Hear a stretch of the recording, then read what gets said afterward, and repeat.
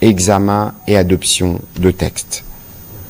Le premier point de la communication du président de la République a porté sur les lancements des travaux d'élaboration de la nouvelle politique salariale des agents publics de l'État et du suivi des engagements du gouvernement avec les bons syndicaux. Le président de la République a commencé sa communication en revenant sur les travaux d'élaboration de la nouvelle politique salariale des agents publics de l'État en République démocratique du Congo, qu'il a officiellement lancé le 23 avril 2025. Cette initiative vise à instaurer davantage de justice sociale, à valoriser notre fonction publique et à moderniser notre administration. En effet, notre fonction publique est depuis plusieurs années marquée par d'importantes inégalités en termes d'octroi des primes et avantages conséquents entre certains ministères et services. Ces déséquilibres créent un sentiment profond d'injustice, démotivent nos agents publics et engendrent un désintéressement qui nuit gravement au rendement des services.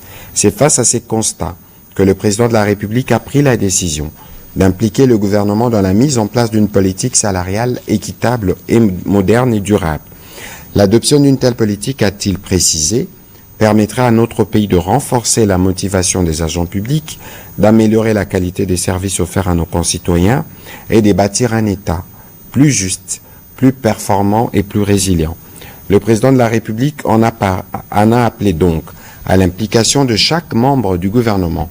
Pour accompagner cette réforme capitale pour le pays, la Première ministre s'assurera d'un monitoring permanent afin d'aboutir à une politique rude et pérenne. Par ailleurs, il a rappelé que le gouvernement avait pris 2 engagements avec les différents bancs syndicaux dans le but d'améliorer les conditions salariales des agents publics. Il est aujourd'hui nécessaire d'évaluer en profondeur ces engagements afin d'intégrer les résultats dans la politique salariale en cours d'élaboration. Dans cette perspective, il a instruit le gouvernement à produire dans un délai de 30 jours une feuille de route détaillée de la mise en œuvre de l'ensemble de ces engagements.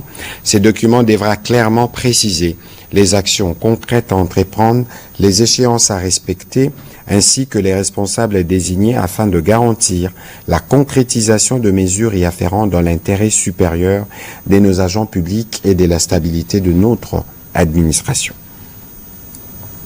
Le deuxième point de la communication du président de la République a porté sur les constructions anarchiques dans la baie d'Engalima et dans d'autres zones non édificantes.